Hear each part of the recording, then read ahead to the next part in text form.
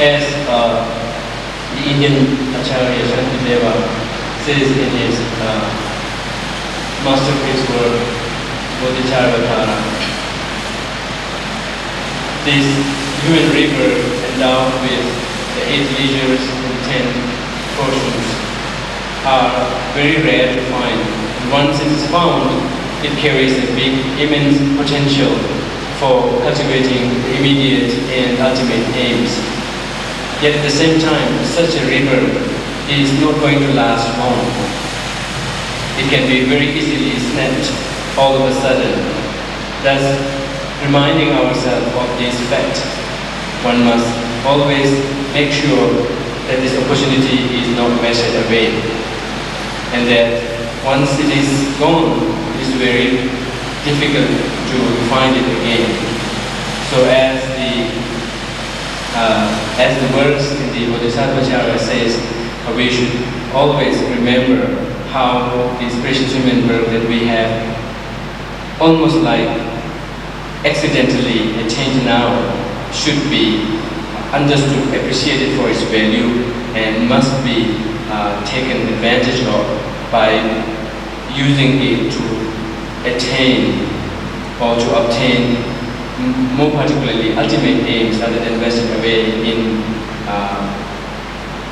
merely cultivating immediate temporary aims.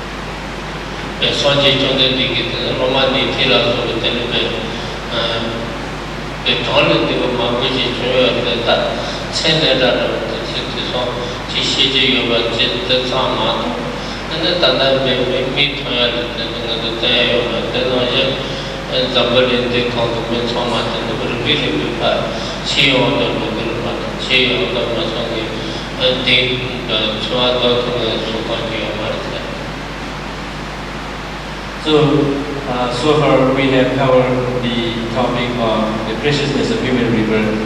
and while doing so, we looked at how rare it is and how it carries a very unique potential to cultivate both immediate and ultimate aim. So now, having appreciated the human rebirth in this respect, particularly looking at its rarity from the point of view of its causes, from the point of its nature, and from the point of view of an example as expounded by Buddha himself in the sutras, we have now come to understand how this human rebirth, endowed with the leisure and fortune, is very rare to find, and that it is very precious. Now, what we need to understand is that we cannot merely merely indulge in the understanding that it is precious and it's rare, but rather we need to introduce, or we need to generate a sense of urgency towards making the best use of it, because this rebirth of fortune and leisure will not continue forever, will not last forever, that it will sooner or later be snapped by death. So that's what we need to understand, that what we need to accept and be abreast with. Thus this leads us to the meditation on impermanence. And with regard to meditation on impermanence, usually the scriptures kind of lay out a structure for meditation. along the line of what is called the three roots and the 9 reasonings. The three roots being death is certain. Sooner or later, death is certain to strike us. And then the second root is that death is not only certain to strike us, but in terms of when and how it will strike us, there is no certainty. And it may strike any time. And in terms of its manner of striking, it can be of any kind. And then the third rule is that at the time of death,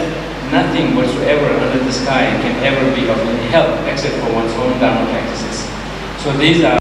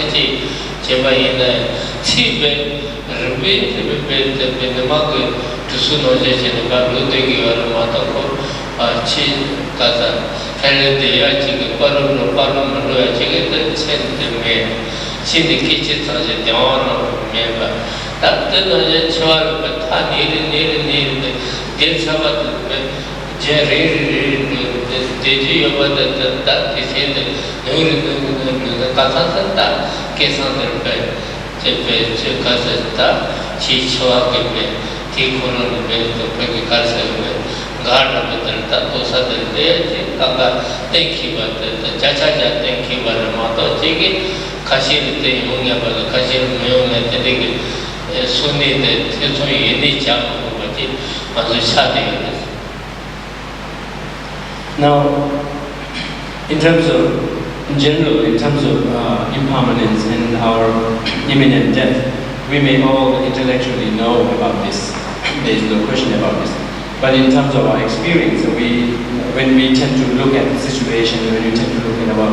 own conditions of life, we very often either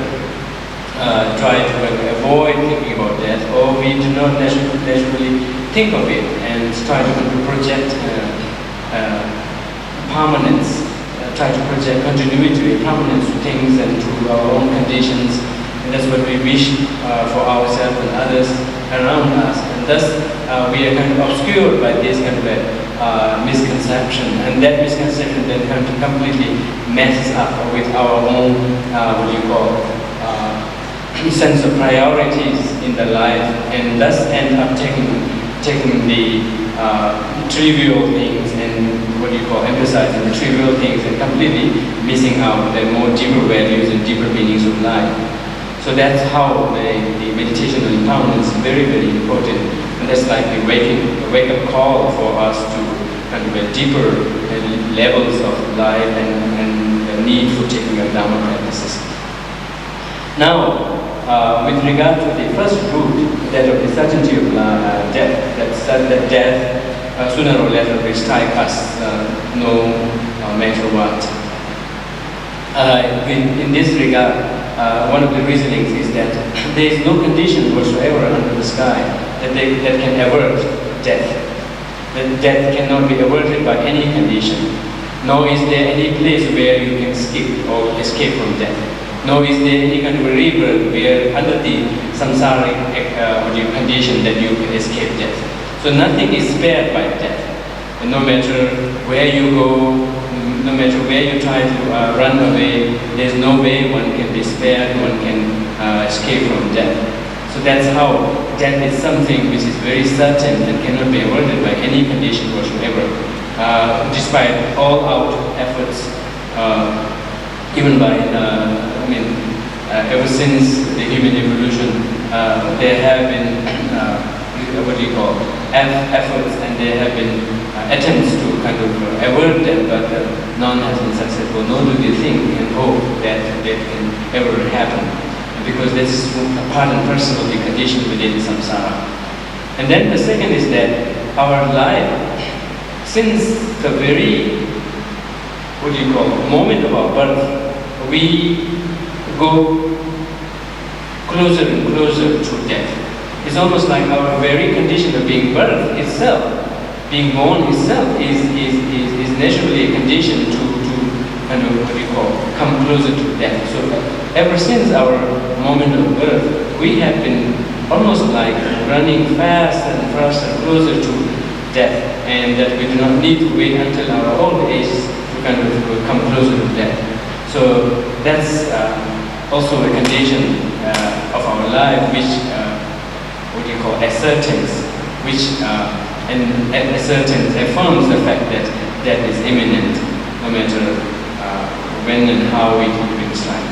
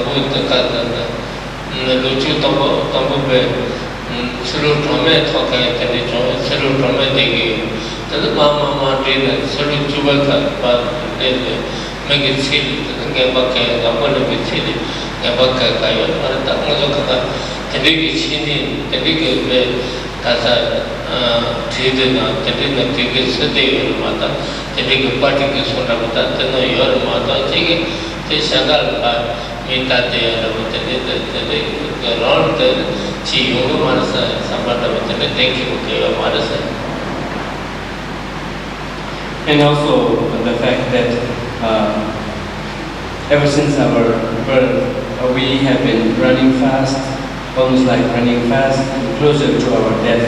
And except in very, very exceptional cases, our lifespan cannot be increased. There is a karmic vision which determines the longest we can go. And even that we cannot live. We cannot live out the entire karmic vision of our life, because there can be certain circumstantial causes, circumstantial conditions that can snap our life even before the karmic vision is exhausted. So in that case too, our death is very certain, and the very fact that almost in very, very exceptional cases, we cannot add to the karmic vision of our own rebirth. Thus it's kind of establishes the fact that on top of the impossibility of adding onto our lifespan, we are kind of infected with, or the life itself abounds in conditions which can cause death, even much before the karmic vision is exhausted. So immeasurable death can be caused by several causes that abound our life. So in that case too, our death is very, very certain. And then when death does strike us, it doesn't wait for us to take Dharma practices, or it doesn't wait for us to kind of fulfill our missions. It can snap us at any time, and no reason, nothing can nothing can avoid that. Nothing can talk into that to kind of wait for us to fulfill our mission, whatsoever it may be. So in that respect, the imminence or the certainty of death striking us is very much clear. Yet on an experiential level, we rarely experience it. We rarely feel it. And when we come across situations and circumstances, events and whatnot, we very often approach them under the impression, under the wishful thinking, and a strong endorsement towards that we are going to live longer, that we are going to continue on, and under that kind of misconception, under that kind of wrong impression, then we tend to put a wrong emphasis on very, very trivial things and completely obscure ourselves from the deeper meaning of life, and then kind of miss out on opportunities to make a better, more sensible use of our time.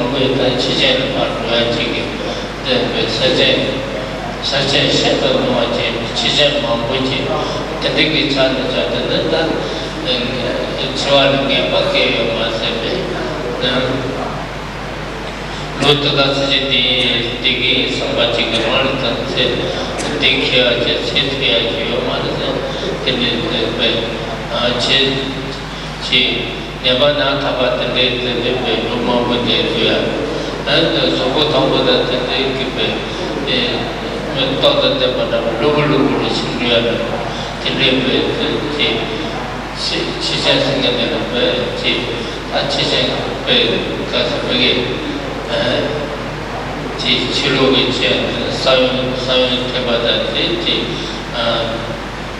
Chen, Kasabagi, Kambati Nabuta, the negative Chen, Manachiki, because of Murato Josapha, the negative, not also Tonchi over the Chigi, Kota the Chi, some of Eva,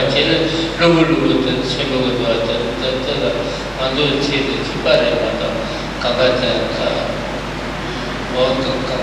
Chino, Yoda, Chipara, Kisuki, the Kashiri, Kashimi, Keva, the Kasabagi, and Yaman Madu, the Kasa, Akutabasa,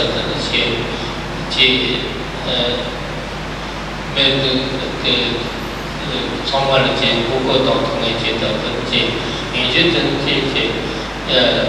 high Tibetan English-Chinese, but Tibetan English-Chinese, quality, Samara, which is a child, which is at the Rinpoche, the different Rumba Chicken, Chingal Chokati, with the Jenga Lenchi, and then watching it and Chingal Lenchi, the Gaya, which is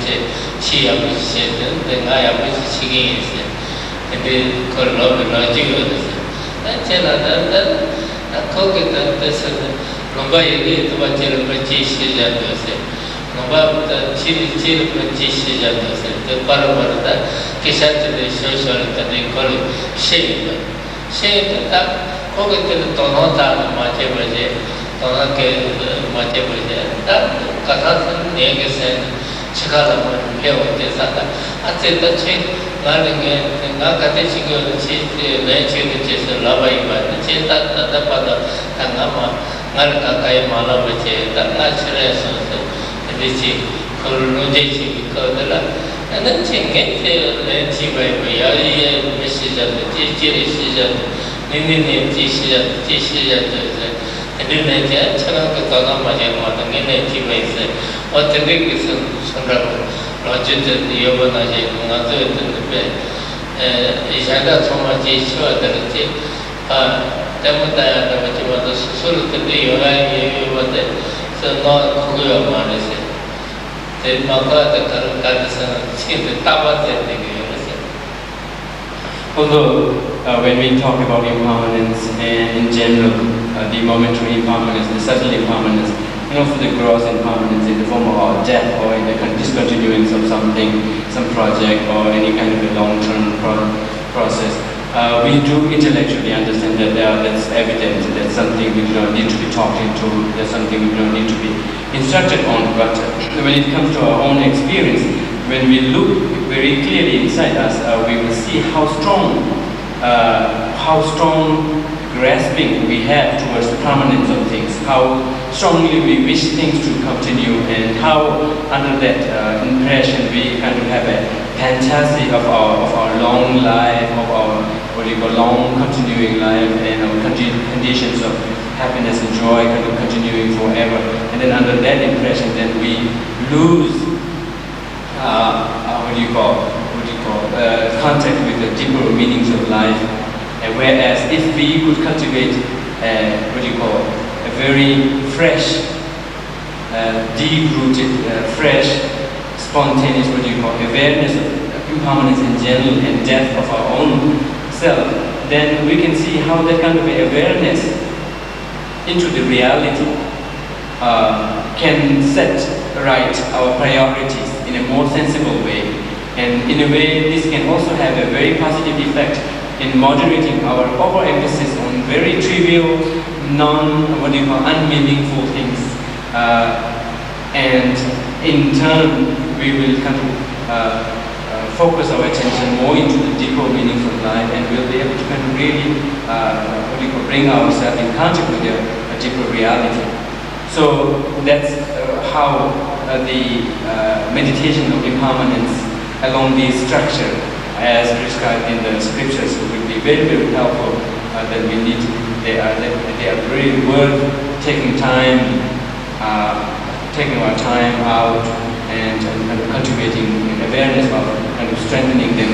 And that way, the mindfulness of death will be more and more life and more, affront. So, along this line, taking up the second route, that of how death is not just certain to strike us, yet at the same time, that in terms of when and how death will strike us, there is no certainty. And in this regard, of the three reasonings or the three supportive, these three supportive lines of reasoning, the first is that although in the scriptures sometimes it says that among the many different world systems, ours, that is on the earth, is unique and different in that, unlike other world systems, particularly one called the Jangtaminian, that is supposed to situate in the north of our world system. There, the lifespan is supposed to be fixed. So, if our situation were to be like that, then we can say, well, for the first few years we are going to take it easy and we're going to just, have easy and easy time, and then maybe when we arrive at a certain age, then we'll focus our attention on Dharma. But the lifespan on the earth is very different in that there we don't have such a fixed lifespan, and that death can strike at any stage, and that too in any manner. And this is again something that we do not need any kind of a strong reasoning to really kind of reaffirm, because we see in our daily life how death strikes individuals at very, very different stages. Some do not even get to even, come out of the womb alive, whereas some live so long. And according to the Abhidhamma, it said that our lifespan has been decreasing on the whole. Although individually there may be some who may completely outlive the average lifespan, yet on the whole our lifespan has been decreasing, and that there used to be a time when human beings used to live several hundreds of years, yet this is not the case in our era, and this is supposed to go on even decreasing further down. Anyway, something that's very clear is that death is not just only certain, but in terms of when and how it will strike, there is no certainty. We cannot be 100% confident that we will leave tomorrow. And this is the fact. Whereas right now, while intellectually understanding that this is the fact, at the same time, deep down at our experiential level, we kind of think and feel very assured and believe that no, anyhow we are going to live tomorrow, and this is our condition until we find ourselves on our deathbed. So this is the clear sign of our strong grasping at permanence of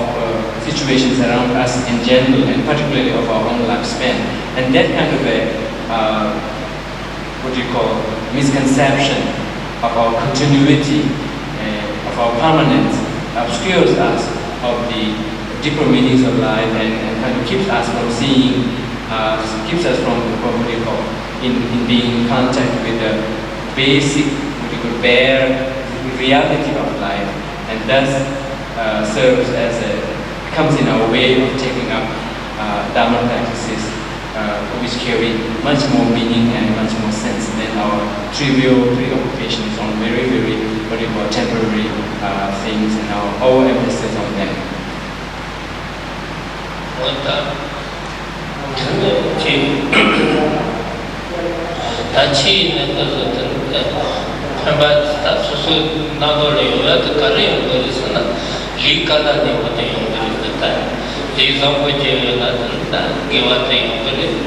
Ingamba Tipa Chumit Sayana, this is the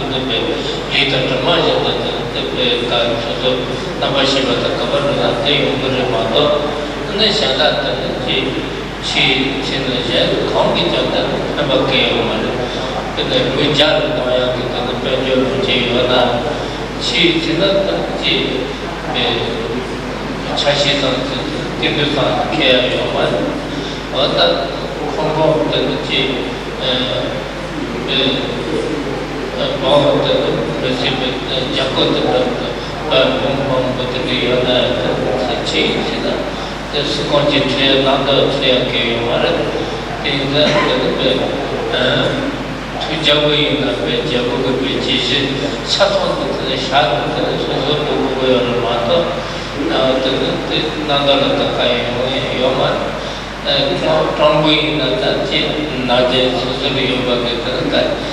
Top Kasaki, Tujibra, Jupana, they shot the Mata chicken, Susute, Nadali, what the Chica, Key, Vijako, Key, Janshi, Chubu, Vijako, the lot of Damna, Sick Nipadarata, Suzuki Chipu Mata, the Jarga, Sayaka, the Big Page, the Yoda, the Sheet, that Chica, Papa, Chimata, the Yoda, that with sheets in that, the Zamboli with so much Ganino, Propui, and Sukonti, the Roja, what that, the Jobak Chibuchi in the city that Tibetan or that Karim Name Nama will be figured but don't Giva the Dipama, the Sukonji, Giva the Dipama, the Shan Kayan, the Sudan, care.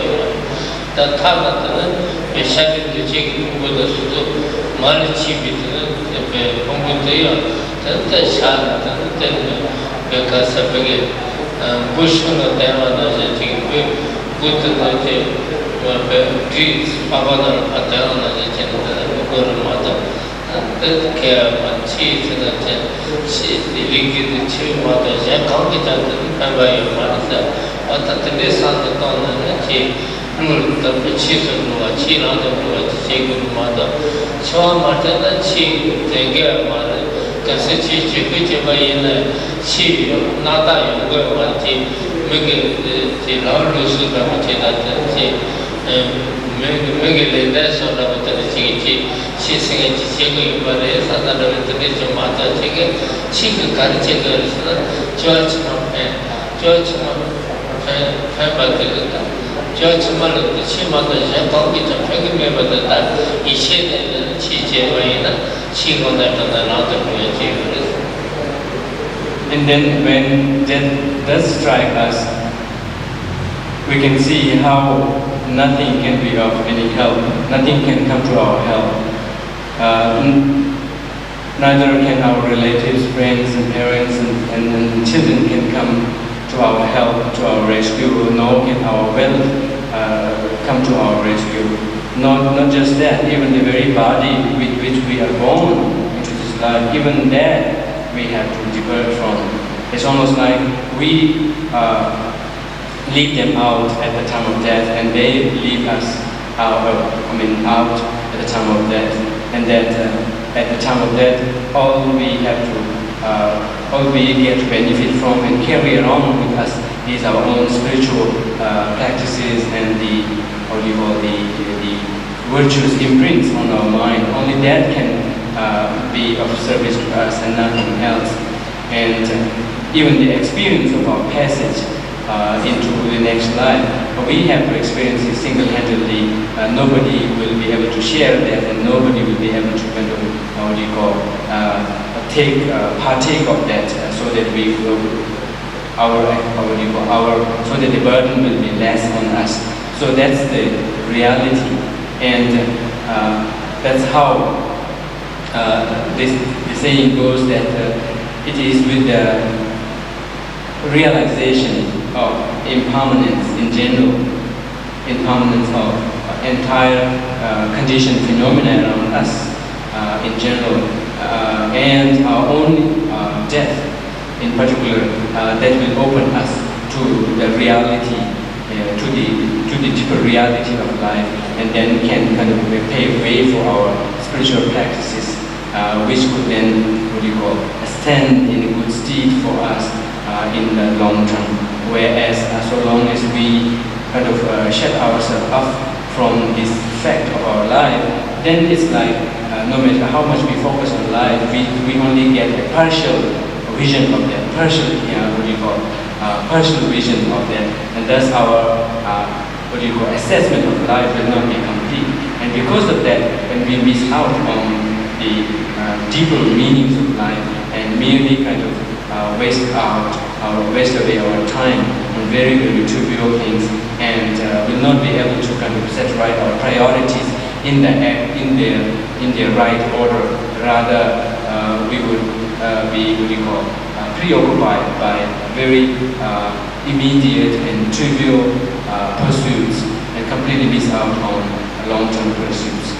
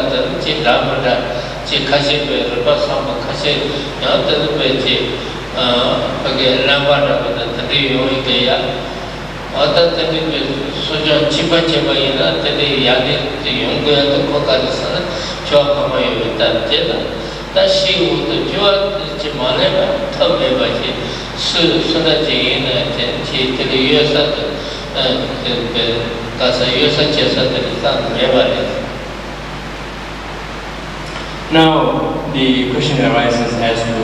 how do we establish the fact that there is a life after death? Because if it were the case that this is the only single life that we would ever live, and that after that nothing will continue, then of course it doesn't make any sense for us to ever care about the deeper meaning of life and ever kind of to take up Dharma practices or whatever. We can just merely do whatever we like. Whereas if there is to be a continuity even after that, then we need to, for a sensible person, we need to take that into consideration and see how what we do at present is going to affect that. And we need to, as a sensible person, we need to then, care about our prospect even beyond our death. And that's what awareness on death and impermanence is supposed to awaken us to. This awareness of death and impermanence is not to kind of threaten us, not to intimidate us. Rather, it is like bringing home or bringing ourselves in terms with the reality of life, and then based on that, take up practices, take up measures by which we could improve our prospect even beyond that. And because the time spent beyond that is much longer than the time when we are alive, and thus based on that we need to be caring about our prospect beyond death. And in terms of whether or not there is life after, although we can posit philosophical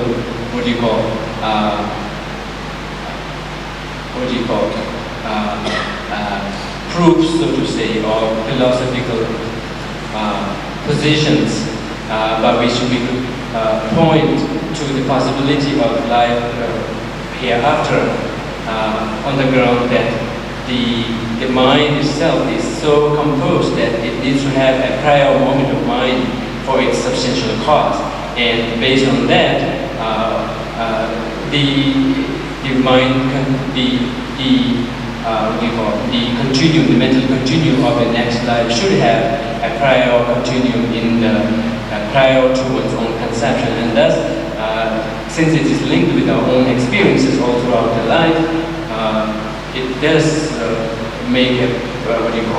sensible proof for the life to continue on the basis of the mental continuum continuing through the lives. Other than that, we do see in our daily life several accounts or evidences or accounts of people remembering their past life, and in many cases, several of their accounts have been confirmed, and that should also point to the fact that there should be a life before and life after. And now, another thing is that when we are born, no matter what kind of a situation we are born, we do seem to come up or start out with some kind of a predisposition which cannot be accounted for unless we posit the possibility of a life before. And particularly, say, even the same children born in the same family and who have been brought up under a similar condition, they seem to have a very different, in many cases, very different nature, very different taste, very different predispositions, intellect, and more particularly how they are going to experience their life, how they are going to live out their life itself is very different. They cannot be all identical. And since that carries on with a person for the whole life, and that kind of matters immensely for that person, there should be a cause for that kind of differences, and except for their actions that they had committed in their past lives, we cannot come up with a viable explanation for these things. So on these grounds, we can at the very least guess that there should be a life before and life after, and then the more we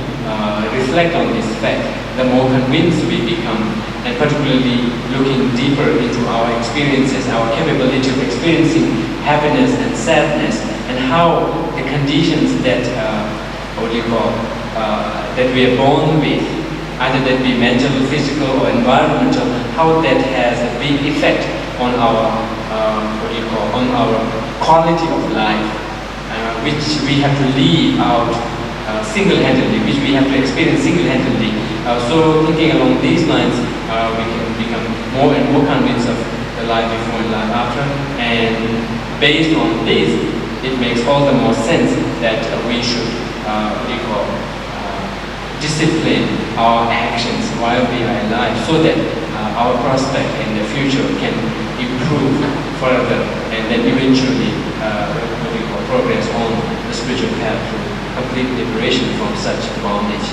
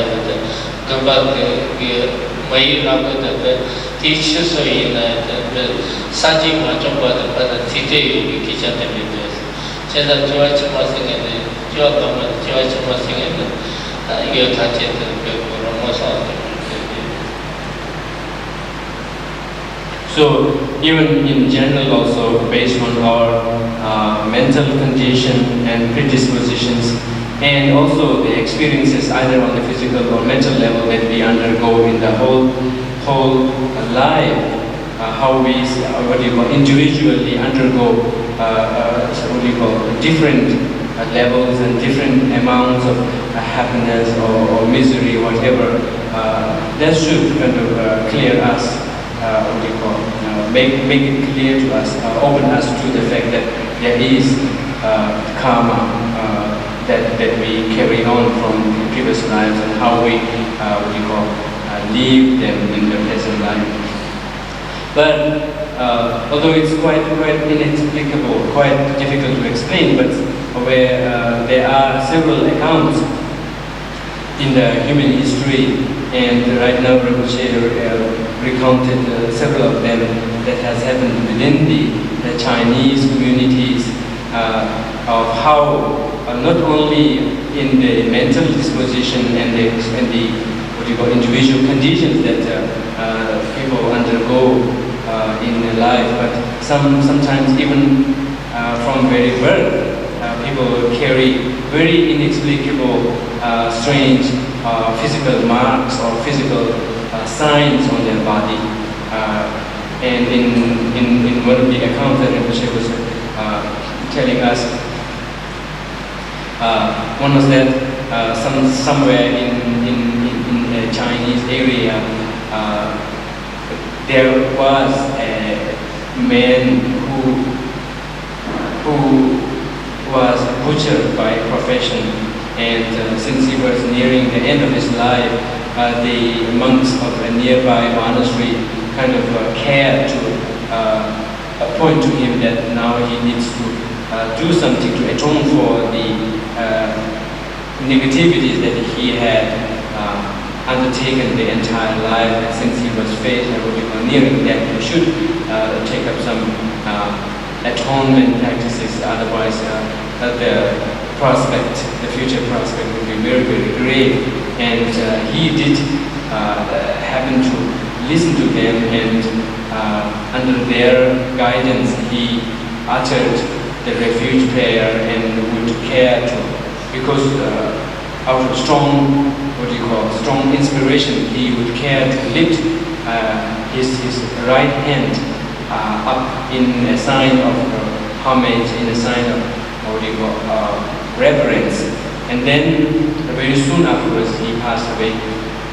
Now it is said that somewhere around that area, a pig mother gave birth to several baby pigs, and out of them one had its right hand, a human hand instead of an animal hand, and they kind of then figured it out, or maybe through science, through other consultations, they figured it out that that was the butcher in their past life, and then because of his strong sense of inspiration and care to kind of atone for his negativities, and particularly his physical gesture of raising the right hand in reverence to the Buddha, Dhamma, and Sangha, he at least had his right hand in human form. So then he ended up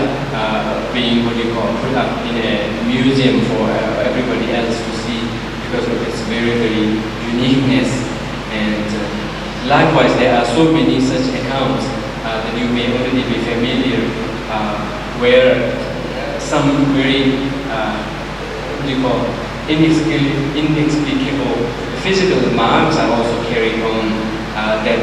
can serve as a clue to what one's past life might have been and how, no matter how small the positive action or negative action could have affected or triggered that kind of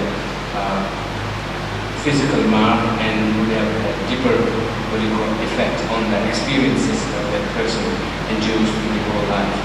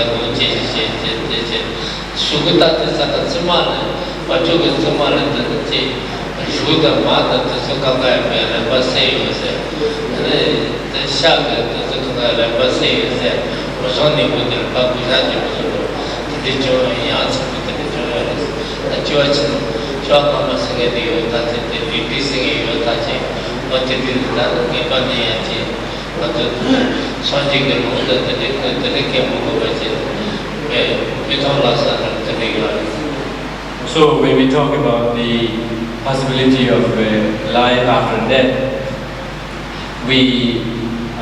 do not entirely rely on the sayings of Buddha or rely on the texts written by or composed by earlier Pantits. If we care to look deeply into our life and into the conditions around us, we can get more clue to its possibility, and that through such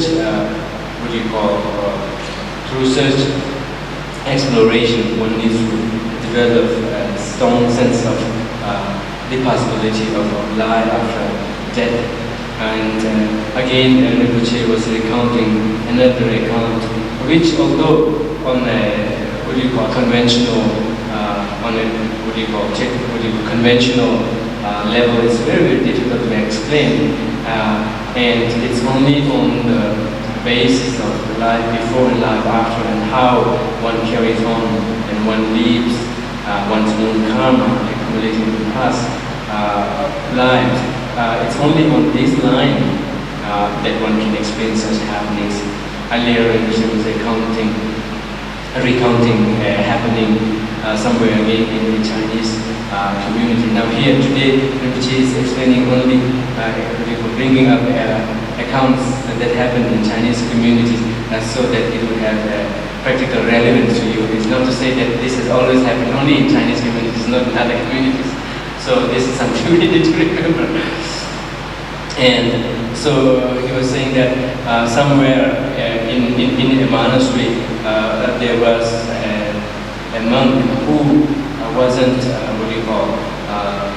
keeping his vows purely, and was more attached to wealth that the monastery owns, and somehow in the course he happened to conceive a lump of gold that actually belonged to the monastery, and before he could return it back to the monastery, he passed away. And it is said that just around the monastery he was born into a buffalo, a water buffalo, and after a while the buffalo was seen to come around the monastery and make rounds of it, and then eventually make it to that monk's room, and it would kind of stamp its feet on such an area within the room, and everybody was very surprised and kind of fascinated what might that mean. So they cared to kind of dig that out and found that there was a vase that contained that lump of gold. So, and very interestingly, it is said that one of the horns of the buffalo carried in writing the name of that past monk, which kind of then confirmed that this buffalo was the afterlife of this monk. So it so happened that after the buffalo passed away, the monastery cared to keep that horn,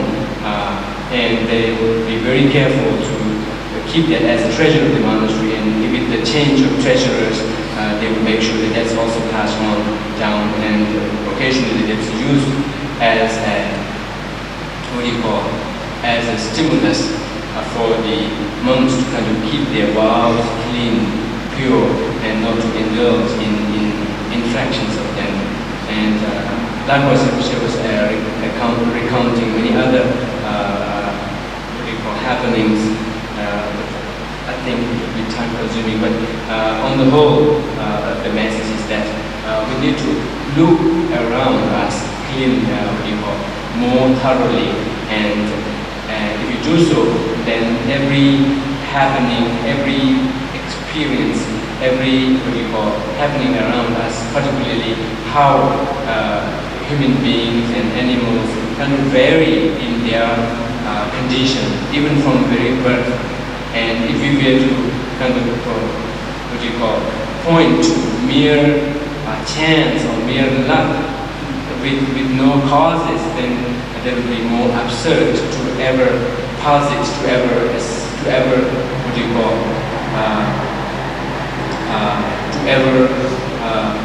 posit that anything can happen without cause. And if these have to have causes, then no other causes but karma and life before and life after can be sensible.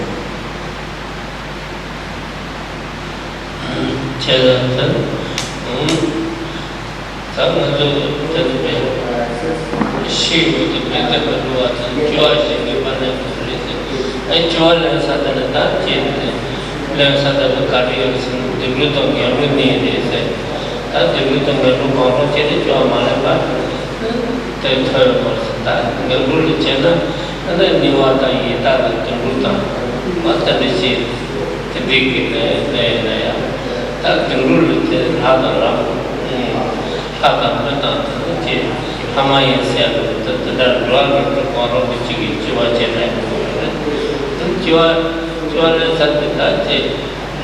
gungulu to somba na je sinde ki kiwa ta te kiwa ki je ya pe che na dindu ke to ke le se na te mai pe na deva pagi ji che na ngandu ke to ke le se na ta ngandu ngandu te pa deva ta ko le che na ta deva che chane se ya na mani se ya na te ke ne deva chane chane che ta ne che se at deva ta ne che ne ko ni se ya na te ke deva chole ta che be na le she te zanga chi ka sa bage chwa mata pa da tu ko ga chi ya pe che chi ka sa no na se da chi ma jo na le na le ge tu ne shi ta ne pa da tu te ngo ba sa le na le ge ne ngo da ta ka sa na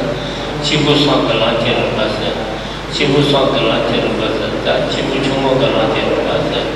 chi bu chu mo tu tu mo yi la che ra ba sa ke ta pe chwa ma ta pa da ye je de ya bu sa na se ki tu lu ba che ye kyung ra ba che cho na ta ka ge chi bu chu mo ta tu mo yi la che ra ba le se wa ta ta ne chi te mo ja chwa chi ma ne so ki tu na da ta ge tu ne ne ro ge tu na da ta de sa ta chi jo le ge so ya da jo ro che ya da a ta su jo na ya ta ne re chen ne se ta ka sa ge ne so na ta na ya ta de ne be kwa de ta ba sha ma jo na ne ku ta sa ba ji ma jo na ne ya ta ne su ma linga be on ke ta ne sa ya je ya ke ta ne ka yo ba kwa de ta wa je to shi che ge de la chi bun re se ge be se no ta chi wo chi wo se ge de ro ta ne kwa de ta wa ta sa ma yi ba ta ne ka be ka che se je ta je ta ne be kwa je ta chi bun ta ya ta wa de chi wo de ta de be ro ge be ta dong do na ta ne be se je ta je be ke tu ne ta je jo wa ne wa ta tu ne do wa ta je de ba ta ke cha wo de che de sa ji ji ko pa pa sa ke de ta chi wo chi wo sing de la de no cha ki de se. So now the very reason we try to raise awareness about our impermanence and our death is not to kind of intimidate us and make us depressed about our situation, nor is there any benefit from being depressed on this fact, because it wouldn't lead to any better situation. Rather, the reason why we try to cultivate this awareness is so that we will prepare. Although, I mean, the reason is, at least for the time being, there is no way we can completely, avoid death. There's, at least for the time being, so long as we are within the, within the clutches, within the bondage of afflictions and karma induced by them, there is no way we can completely avert death. So, in a way, the awareness of death is not aimed at averting death for the time being, but rather it is to open us to the fact that with the end, with the death, the entire existence doesn't get terminated there. The entire existence doesn't end there. Rather, we still continue into another rebirth within the cycle of existence, and that kind of, and so that such an awareness of death is supposed to discipline us and exercise some kind of a discipline on our actions, so that our prospect in the immediate rebirth after our death will be much more positive, much more favorable. And so with that kind of a continuance, we can then eventually grow further and further on our spiritual path on a continued favorable condition, say favorable river into the higher realms, and thus eventually be able to completely free ourselves from this bondage of samsara existence. And that's how we have to look at the need for awareness on impermanence and death. And one thing to assure ourselves is that by being mindful of our death, by being aware of our death, we do not cause the death to come any closer and any quicker. That's something we need to keep in mind. Besides that, the more we are aware of our death, the more we are aware of our impermanence and kind of see existence from a much more wider perspective rather than be completely focused or completely limited to our time span of being alive. Instead of doing so, if we could see the life from a much wider perspective, our very way of relating to others, our own priorities,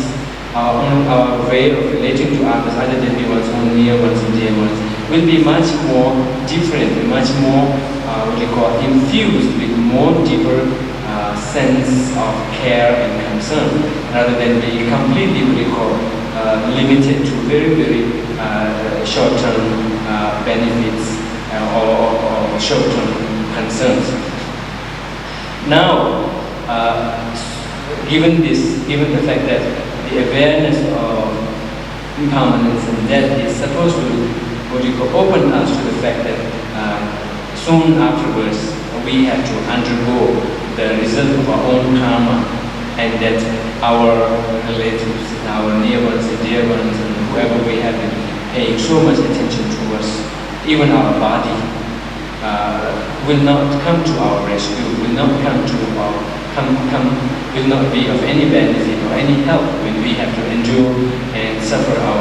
consequences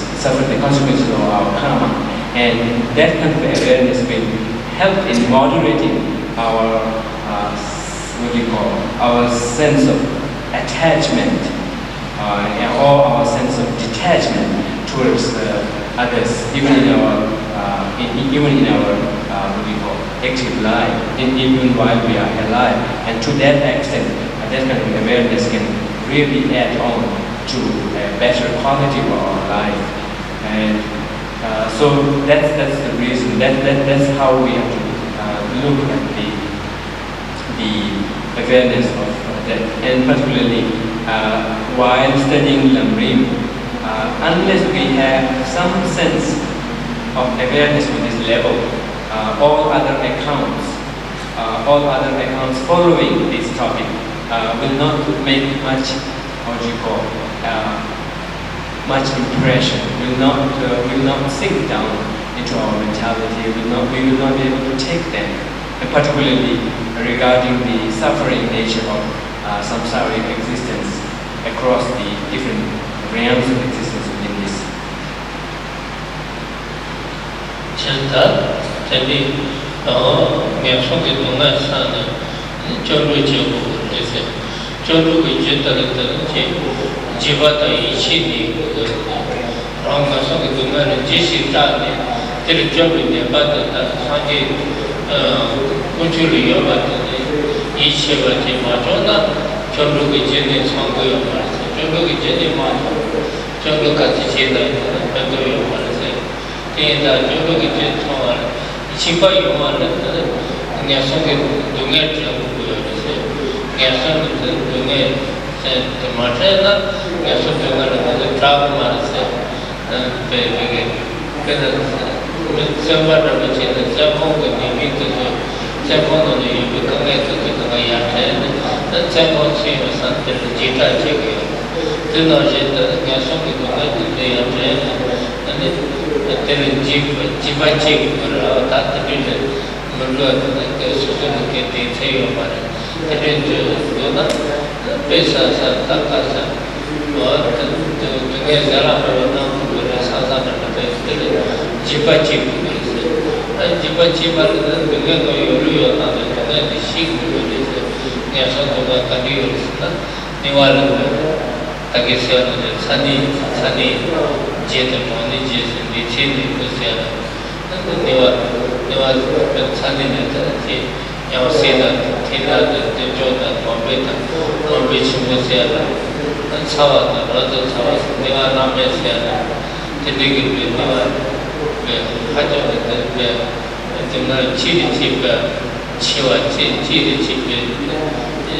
Jago, the Mojo, the Chia, Namesi, the Wakin, the Caesar, but the Lubasana, the Wasuma, Tapi, the Asio Marse,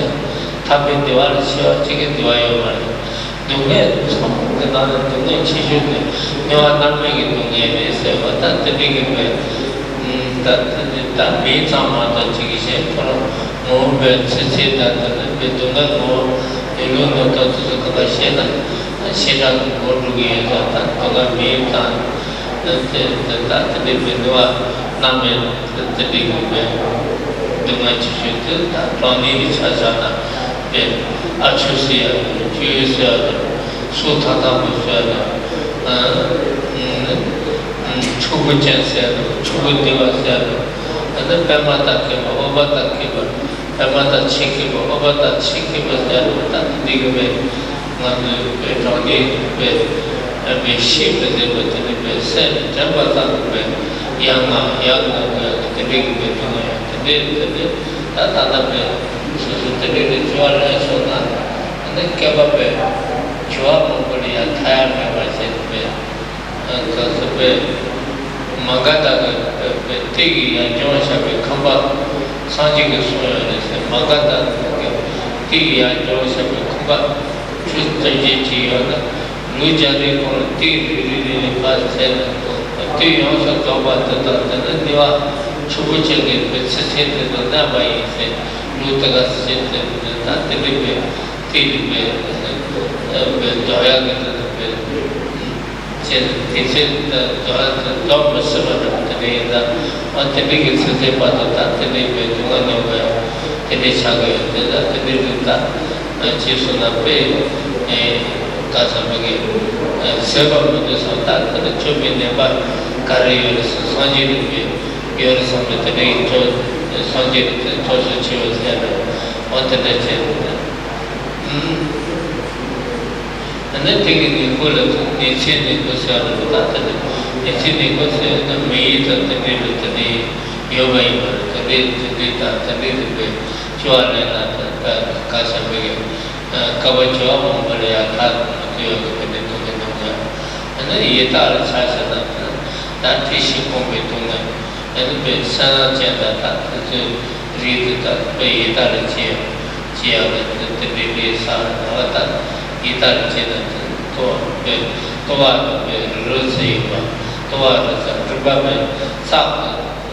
Fardis, the Yalaka, Yalaka, Toa, Mature, on the Zicompe, Zeta Pont, the Italian chief, but not to Basera. Chi to Basin, Zedo Pond, the little Munche, the Junai, the Shada Shinji Tuson, the regular Munche Machu, which is what the regular tea. No good to Batin, she is a honorable Munche by the mean part of the Nazana, the Chen, and then Casa, Sanchelas with the regular Topal Sabia, what the day and then that. Today,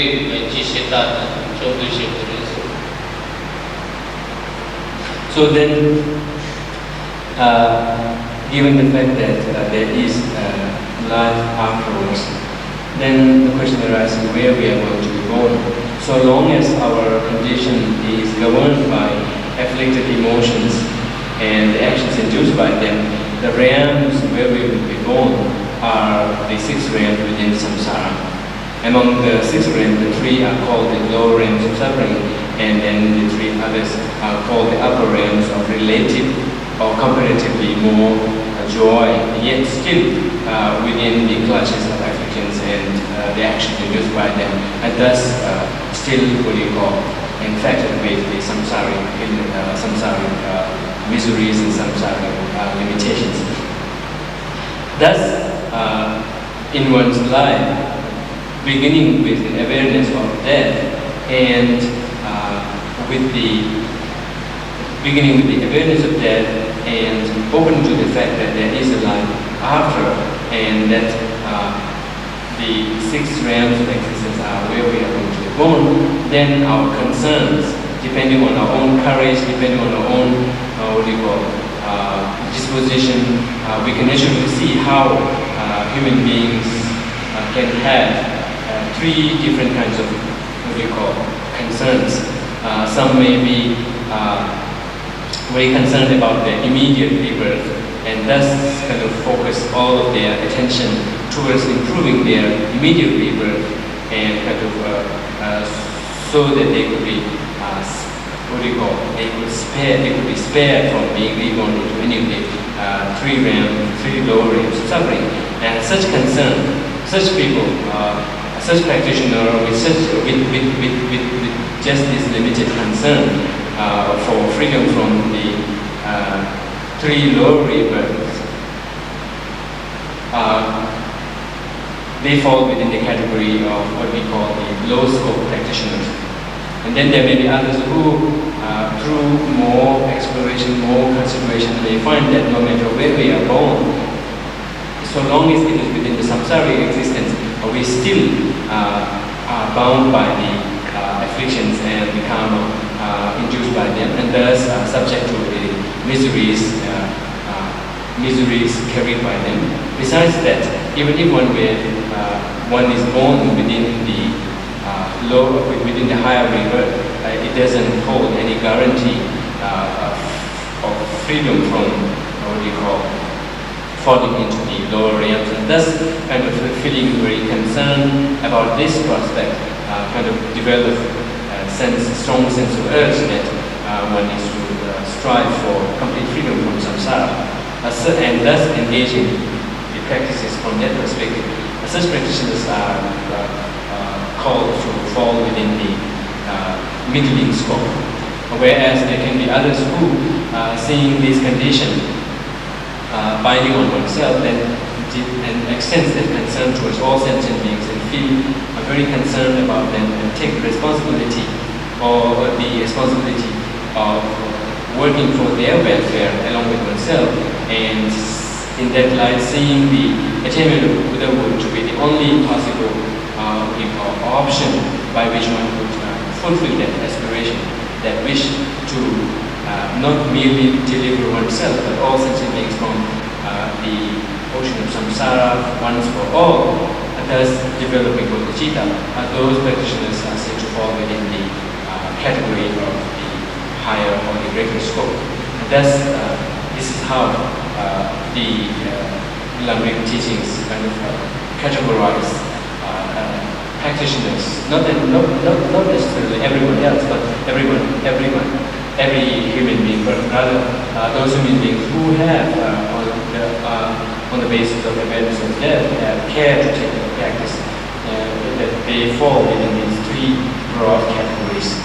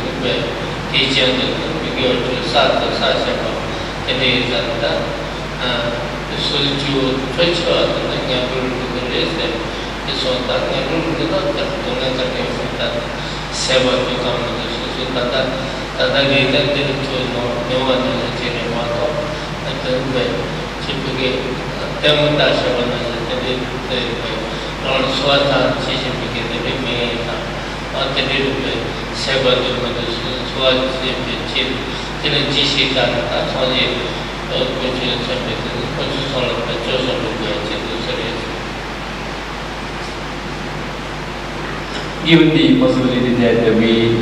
will be still continuing even our death, and that we continue to our river into the samsaric realms, so long as we remain under the governance, so to say, or control of afflictions and the actions induced by them. Based on this fact, now we need to then reflect on the future prospects, given our conditions in the present time, and particularly our own actions and our mental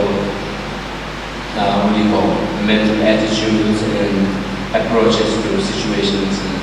and the events that we come across. So based on that, then we need to reflect on the conditions of our birth in any of the 6 realms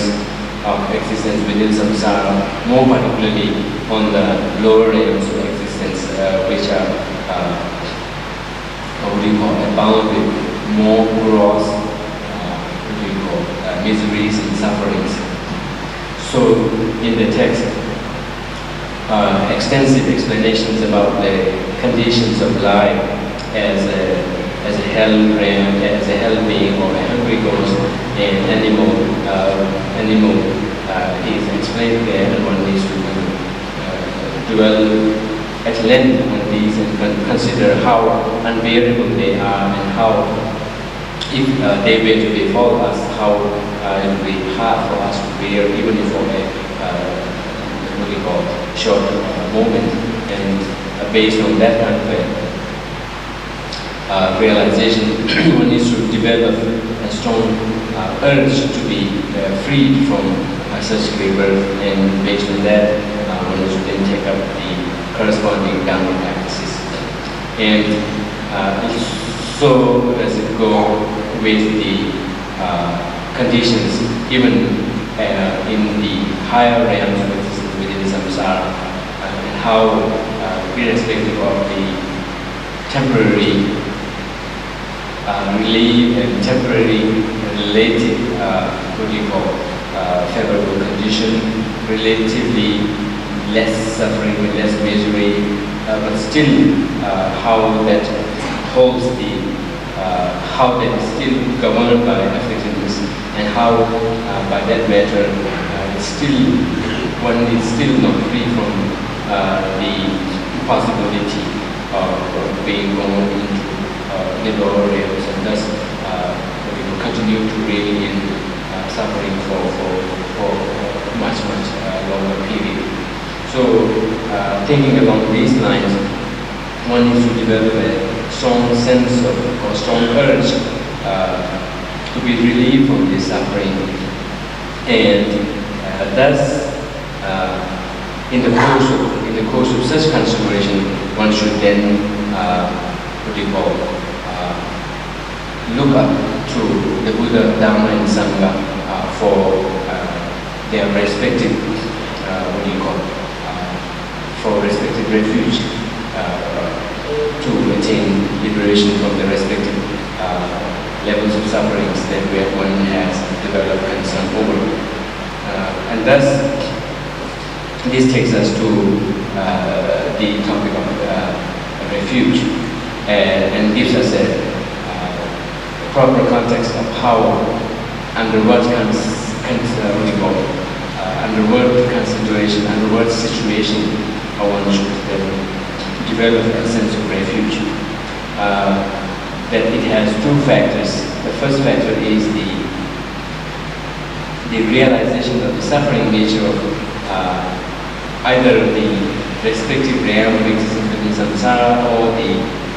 samsara as a whole, and then under the influence of such a realization of the miserable of the suffering nature of existence, one then needs to repose one's rely or repose one's hope in the triple gems for deliverance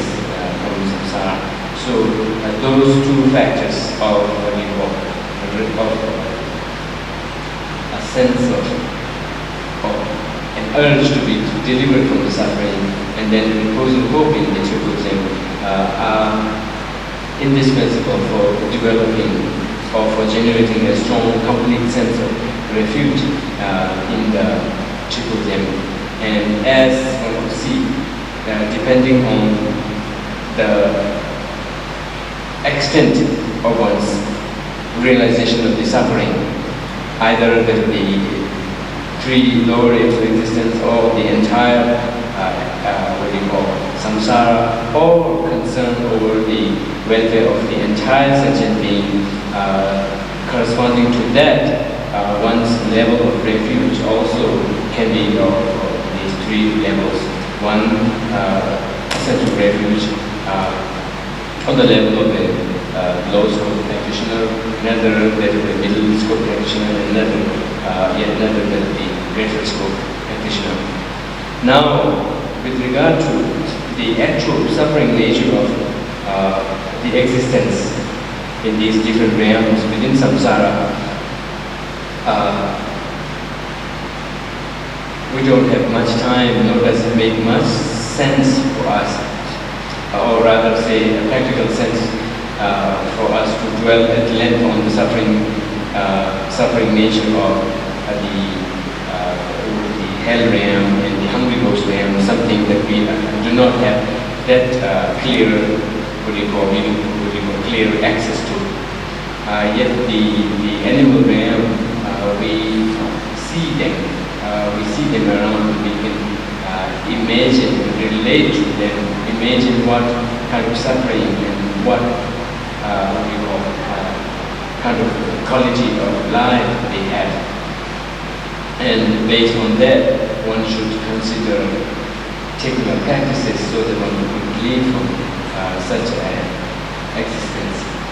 And likewise, it's the same case with how in the ultimate, even existence as a human being, or celestial being, or demigods within samsara is still not free from suffering, and more particularly how even temporary rebirth within these higher rebirth still hold the prospect of falling down into the lower realms, and how they will again open the prospect of an extended existence of suffering. So thinking along these lines, one needs to develop a strong sense of refuge towards Buddha, Dhamma and Sangha, with a strong urge to be relieved from the suffering, and then proposing forth and developing a sense of reliance on them, on their power not necessarily single-handed power, rather power in the sense that they hold the key, provided one makes an effort to gain deliverance from this suffering. And that's how one needs to develop a sense of refuge towards them.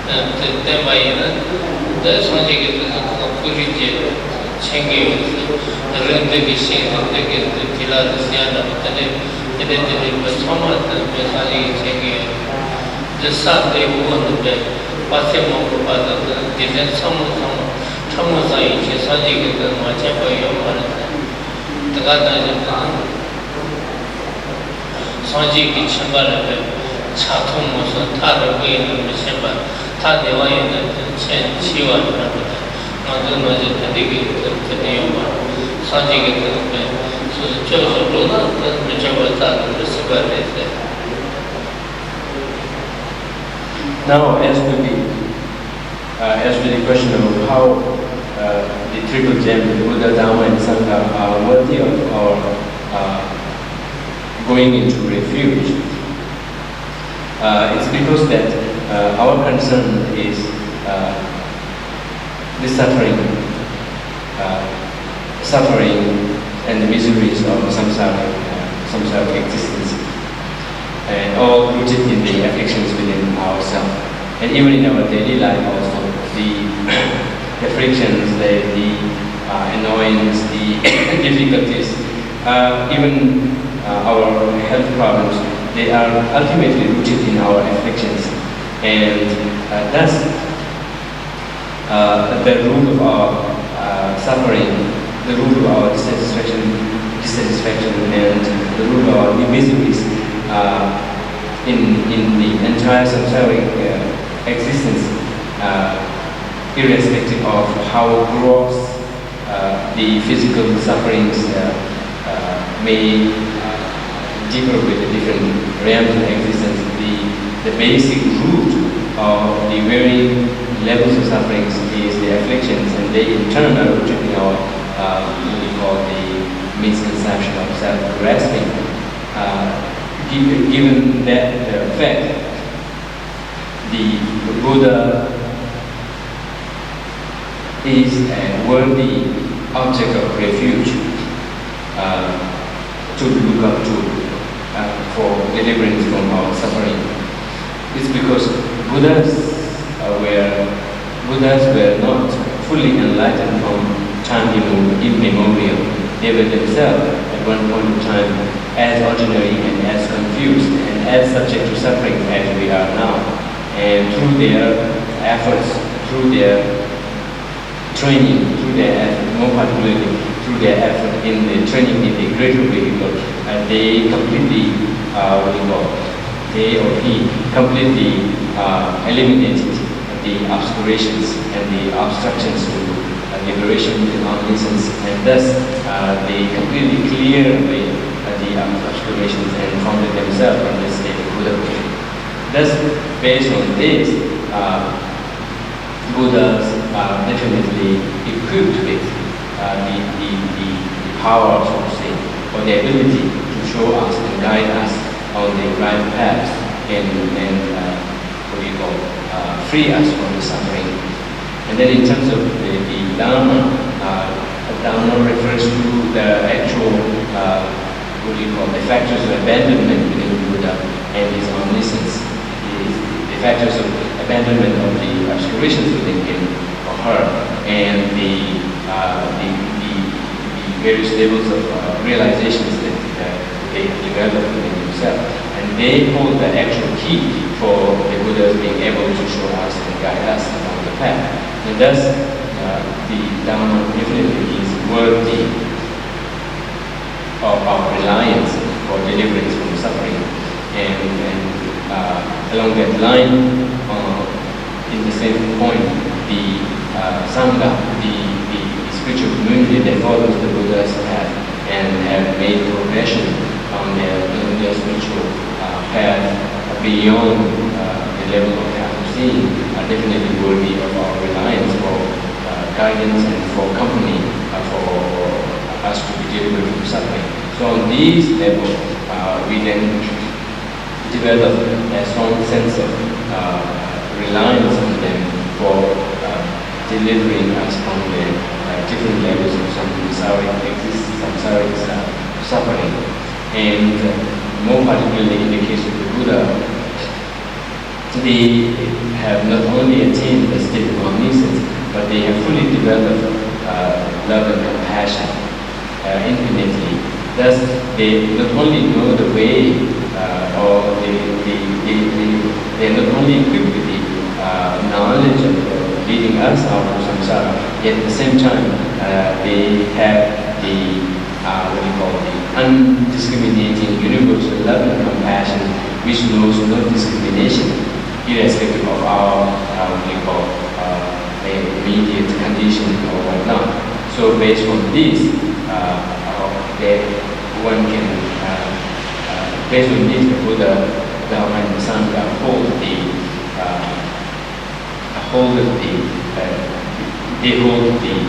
position or the status of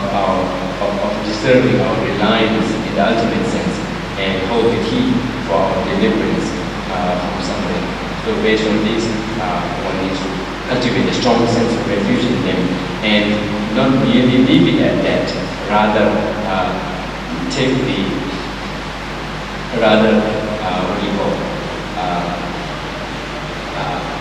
approach them or relate to the three objects of refuge in the proper context, which is to say that looking up to Buddha as a refuge, one has to relate to Buddha as a guide, thus looking at his guidance for us to follow, and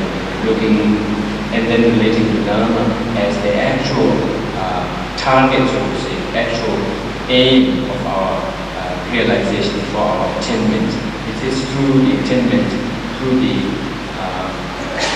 achievement of the Dharma within ourselves that we then actually be protected from the suffering. So that's how Dharma is termed as the actual protection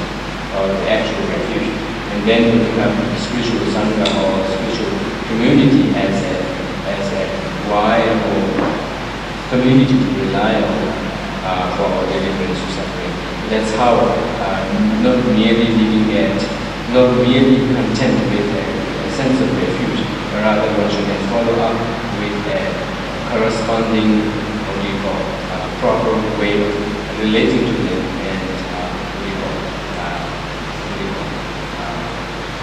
practicing, kind of engaging ourselves in the corresponding activities relating to taking the three objects of refuge as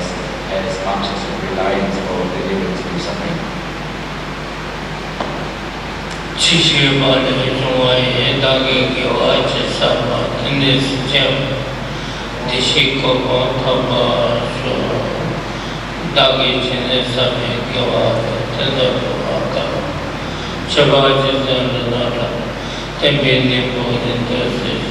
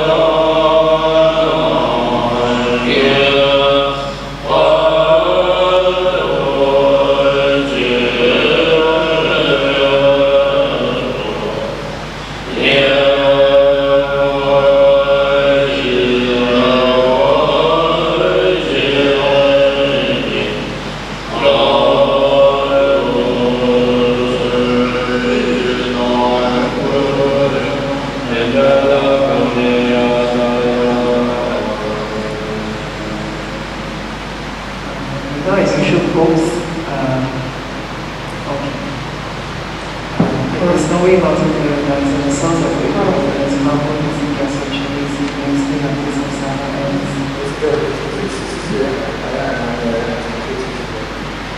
Let's dedicate all our merit so that we don't waste tonight, merit that we have done. Due to this merit, we are so attain the enlightened stage of Gelugpa, so that we will be able to liberate all sexual being from their suffering. May the precious holy mind one day more arise and grow, and that one day more in time, by grace forevermore.